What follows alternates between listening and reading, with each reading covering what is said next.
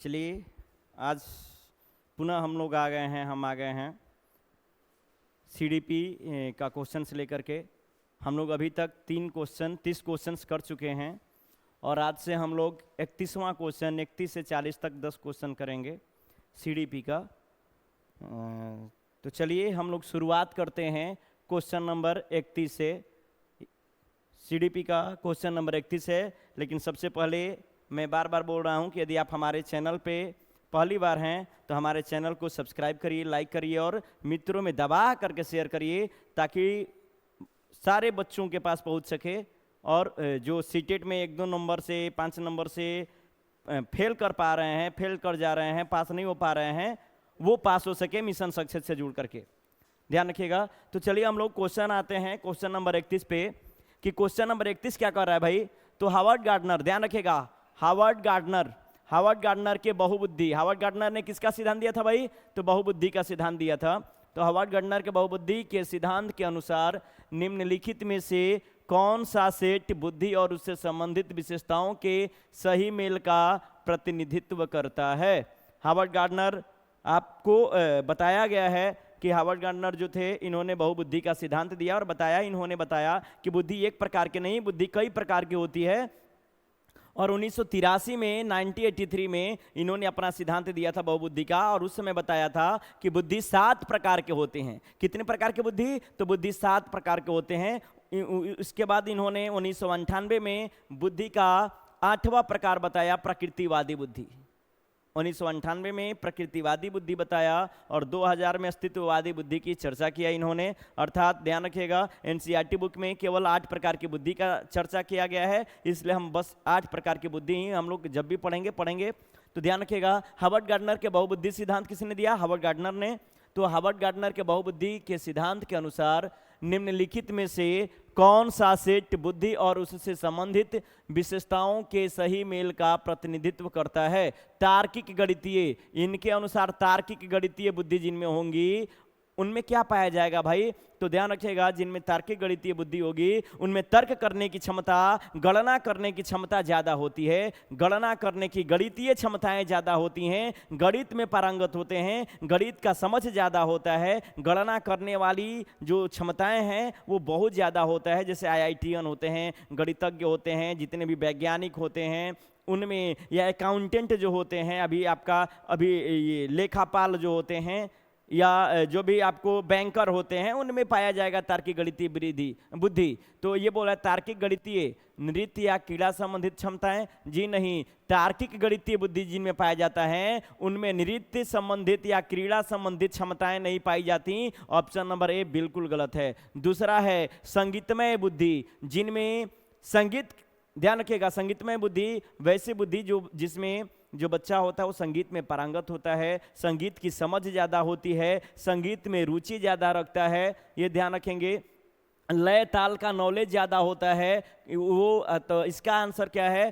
Question है संगीतमय बुद्धि क्या सही है क्या? प्रदर्शन या रचना करने के कौशल, प्रदर्शन या रचना करना, मतलब कहने का मतलब है यहाँ कि ये जो संगीतमय बुद्धि होता है वो रचना का मतलब यहाँ जो है ये आपका संगीत का रचना से संबंधित है, अर्थात इसका आंसर हो जाएगा ऑप्शन नंबर बी। तीसरा है स्थानिक बुद्धि, स्थानिक बुद्धि जिनमें पाई जाएगी उनमें स्थानिक आयामों का ज्ञान ज्यादा होगा, स्थान जगह का ज्ञान ज्यादा होता है, उनमें प्राकृतिक वातावरण का समझ नहीं होता है, ये भी ऑप्शन आपका गलत है। चौथा है अंतः व्यक्तिक बुद्धि। तो अंतः व्यक्ति, ध्यान रखिएगा, यहाँ होगा अंतः व्यक्तिक बुद्धि। जिनमें अंतः व्यक्तिक बुद्धि पाई जाती है वो स्वयं के खुद के भावनाओं को समझते हैं और दूसरे के अनुसार कार्य करते हैं, अर्थात दूसरों को समझना ये अंतः व्यक्तिक नहीं कहलाएगा, वो अंतर व्यक्ति कहलाएगा। अर्थात डी नंबर भी क्या है आपका? गलत है। इसका आंसर है ऑप्शन नंबर बी, संगीतमय बुद्धि जिनमें पाई जाएगी उनमें प्रदर्शन और रचना, संगीत रचना करने की क्षमता उनमें ज्यादा होती है। इसका आंसर होगा ऑप्शन नंबर बी, बिल्कुल बी होगा।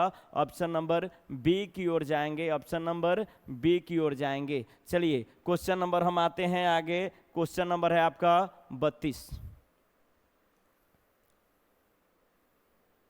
क्वेश्चन है आपका 32।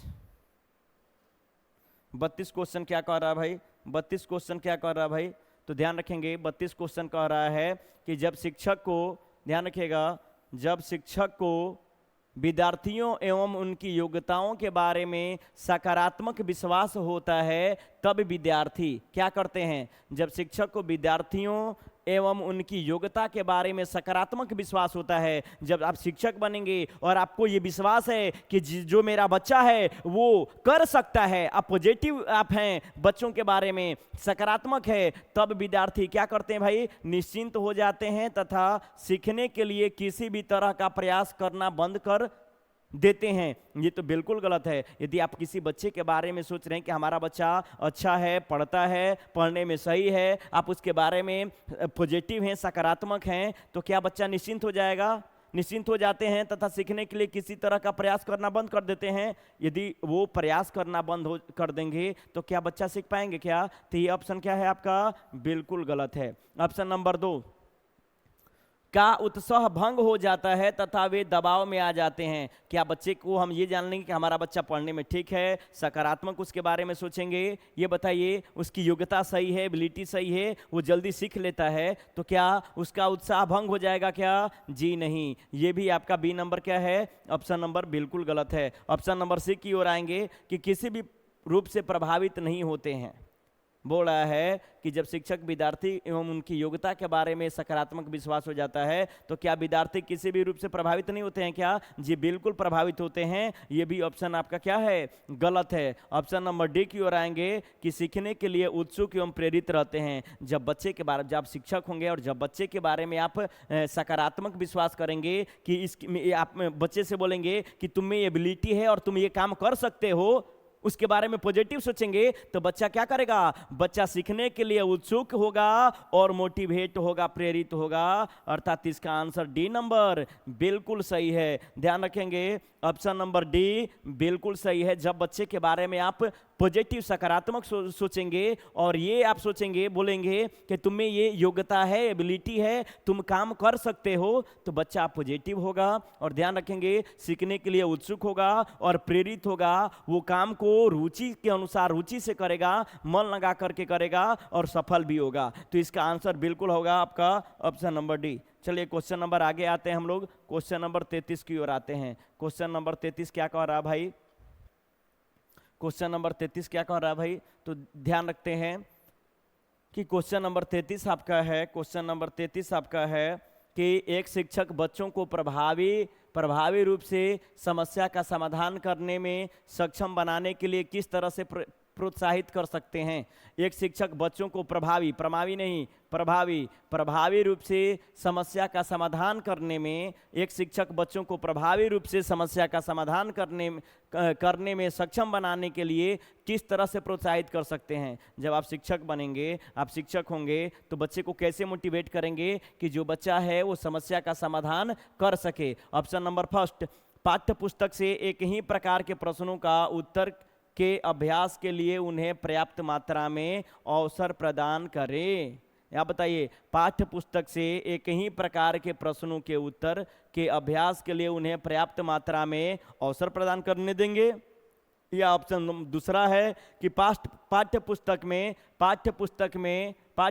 में दी गई सूचनाओं के कंठस्थीकरण करने पर बल देंगे। ध्यान रखिएगा क्या करवाना है भाई? तो पाठ्य पुस्तक से कंठस्थीकरण करवाएंगे। ऑप्शन 3 है कि बच्चों को समस्या के बारे में सहजानुभूत अनुमान लगाने एवं बहुविकल्प को देखने के लिए प्रोत्साहित करेंगे। या चौथा है पाठ्य पुस्तक के सभी प्रश्नों के व्यवस्थित तरीके से समाधान लिखकर उसको देंगे। तो इसका आंसर आप क्या करेंगे? आप बताइए, जब आप शिक्षक होंगे तो इसका आंसर क्या करेंगे?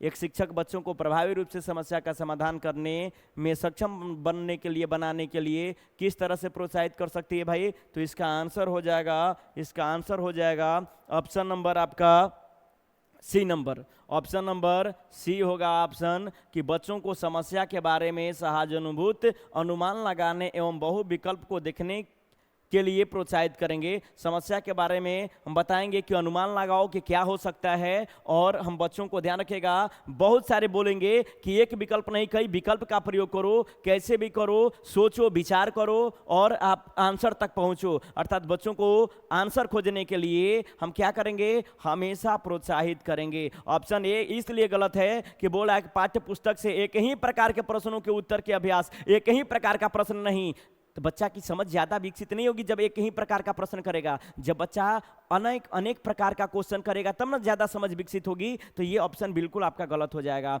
ऑप्शन 2, पाठ्य पुस्तक में दी गई सूचनाओं के कंठस्थीकरण। ध्यान रखिएगा, बच्चों को कभी भी पाठ्य पुस्तक में रटवाना नहीं है, कंठस्थ करवाना नहीं है, कंठस्थीकरण की बात नहीं करेंगे। जब भी आपका रोट लर्निंग की बात होगा, रटने की बात होगा, कंठस्थीकरण की बात होगा, याद करने की बात होगा, तो वो ऑप्शन बिल्कुल आपका क्या हो जाएगा, गलत हो जाएगा। और चौथा है आपका पाठ्य पुस्तक के सभी प्रश्नों के व्यवस्थित तरीके से समस्या समाधान लिखकर। हम बच्चों को कभी भी पाठ्य पुस्तक से प्रश्न का आंसर हम खुद से नहीं लिखेंगे, अर्थात ये भी आपका गलत है। अर्थात इस क्वेश्चन का आंसर हो जाएगा ऑप्शन नंबर बिल्कुल सी।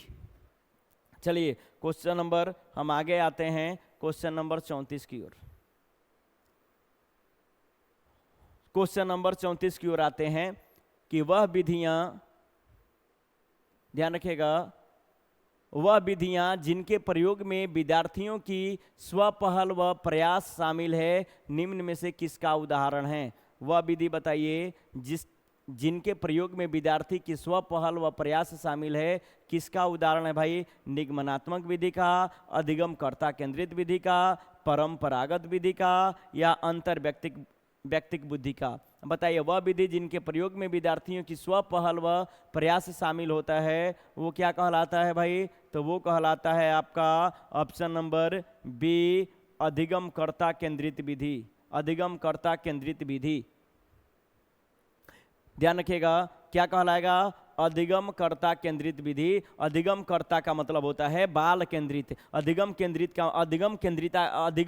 का मतलब होता है जो अधिगम कर रहा है। तो अधिगम कौन कर रहा है भाई, तो बालक कर रहा है। अधिगमकर्ता केंद्रित का मतलब होगा बाल केंद्रित। और हमेशा जो भी शिक्षा होगा वो क्या रहेगा भाई, बाल केंद्रित रहेगा। बालक की रुचि, आवश्यकता, योग्यता को ध्यान में रख करके पढ़ाया जाएगा। अर्थात वह विधि जिनके प्रयोग में विद्यार्थी के स्वपहल व प्रयास शामिल होता है, किसका उदाहरण होगा, तो अधिगमकर्ता केंद्रित विधि का ऑप्शन नंबर बी बिल्कुल सही है। चलिए क्वेश्चन नंबर आगे की ओर आते हैं हम लोग, क्वेश्चन नंबर 35 की ओर आते हैं हम लोग।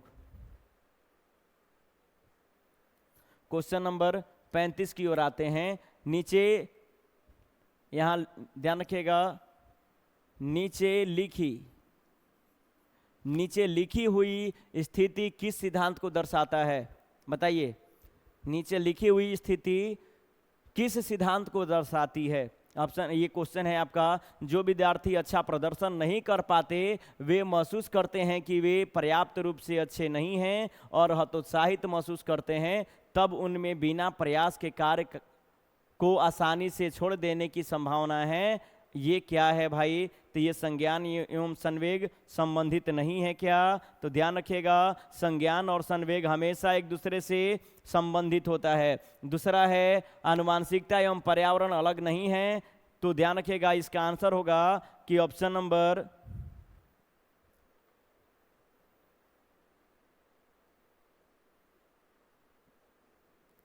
क्वेश्चन है, जो विद्यार्थी अच्छा प्रदर्शन नहीं कर पाते हैं वे महसूस करते हैं कि वे पर्याप्त रूप से अच्छे नहीं हैं और हतोत्साहित महसूस करते हैं, तब उनमें बिना प्रयास के कार्य को आसानी से छोड़ देने की संभावना है। क्या है, संज्ञान एवं संवेग संबंधित नहीं है, आनुवांशिकता एवं पर्यावरण अलग नहीं है। अगला है आनुवांशिकता एवं पर्यावरण संबंधित नहीं है और संज्ञान एवं संवेग अलग नहीं है। ये जो लग रहा है,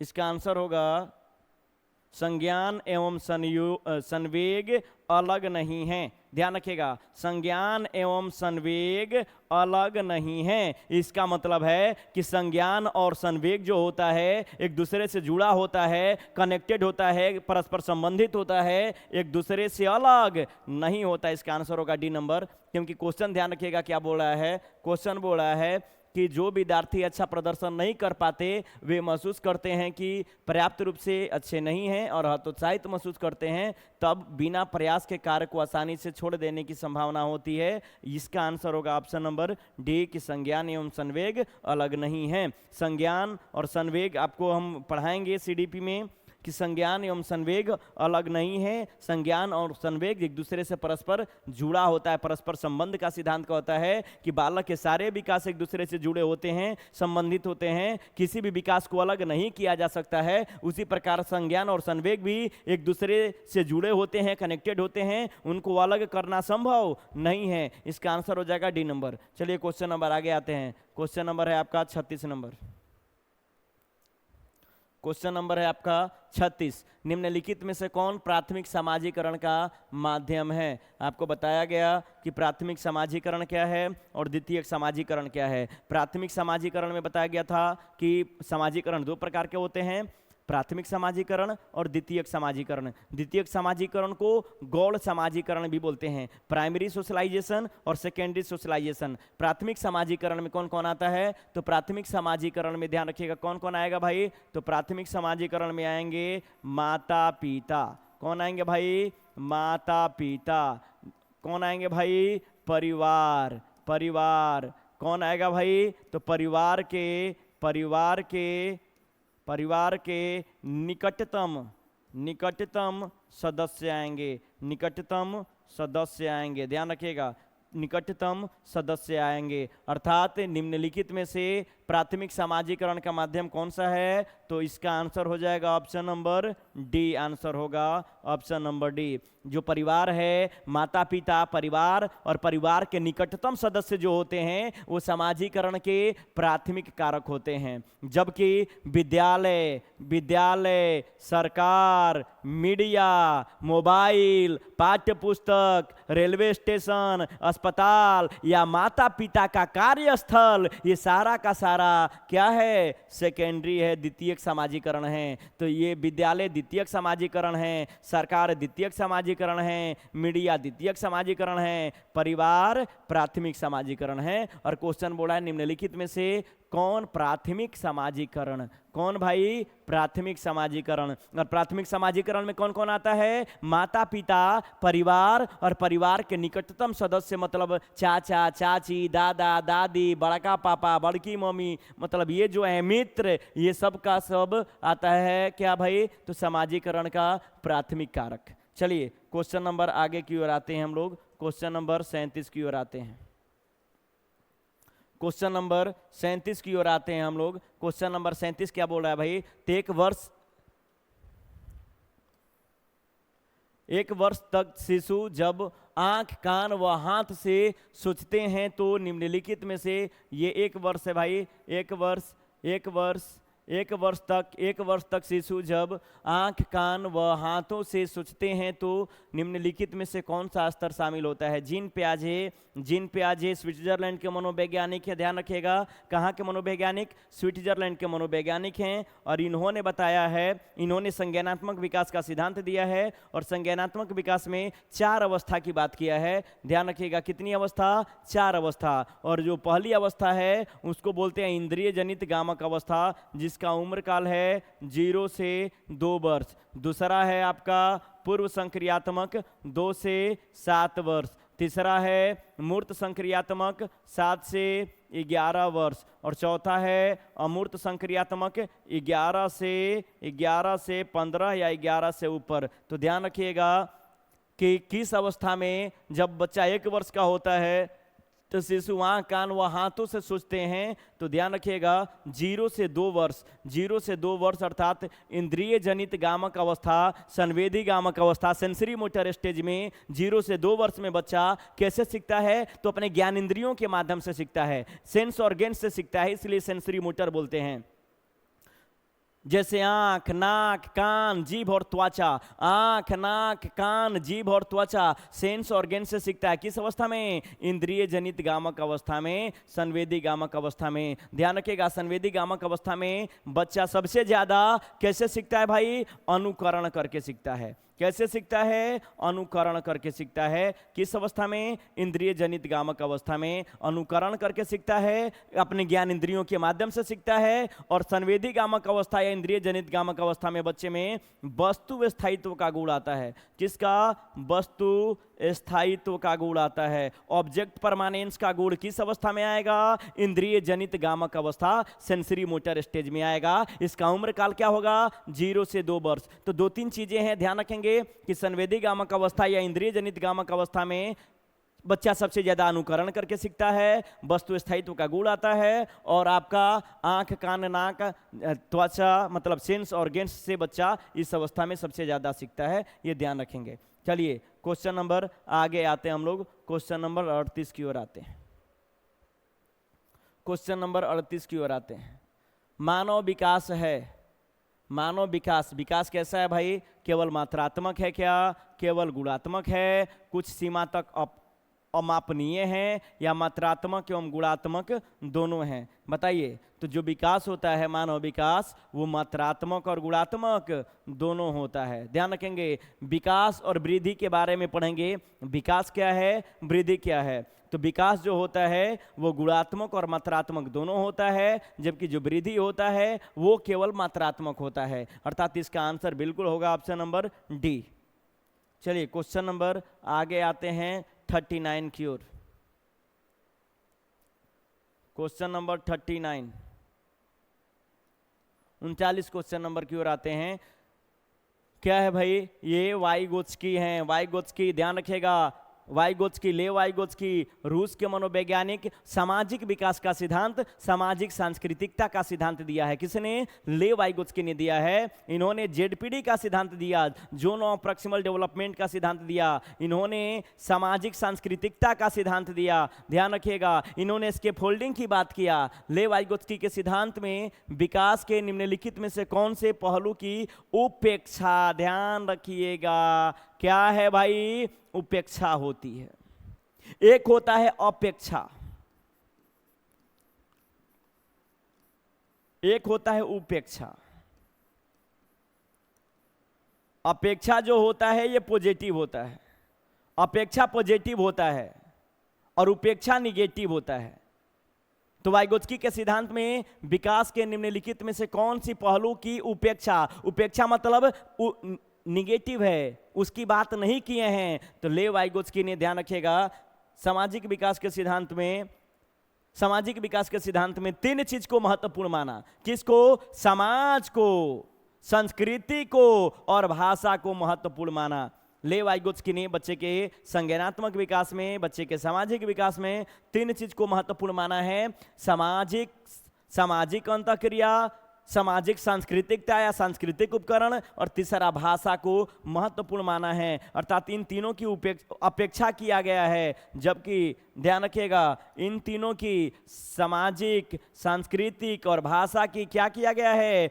अपेक्षा किया गया है। अपेक्षा किसके द्वारा? ले वाइगोत्स्की के द्वारा। इन तीनों चीजों को महत्वपूर्ण माने हैं, जबकि जैविक को क्या किए हैं भाई? उपेक्षा किए हैं। जैविक का मतलब होता है बायोलॉजिकल, बायोलॉजिकल, ध्यान रखिएगा। जैविक की बात किसने किया? जैविक की बात पियाजे ने किया। किसने किया? पियाजे ने किया। जैविक की बात पियाजे ने किया, जबकि सामाजिक, सांस्कृतिक और भाषा की बात किसने किया? वाइगोत्स्की ने किया। अर्थात इसका आंसर हो जाएगा ऑप्शन नंबर सी। किसकी उपेक्षा किया गया है? तो जैविक की। ऑप्शन नंबर सी बिल्कुल सही है। चलिए क्वेश्चन नंबर आगे आते हैं। आज का क्वेश्चन 39 ही था। चलिए आज 39 तक ही रहेगा, बाकी हम लोग कल पुनः आगे देखेंगे क्वेश्चंस। यदि आप हमारे चैनल पे पहली बार आए हैं तो ध्यान रखिएगा, चैनल को सब्सक्राइब करिए, अपने मित्रों में शेयर करिए, लाइक करिए, कमेंट जरूर करिए। Thank you.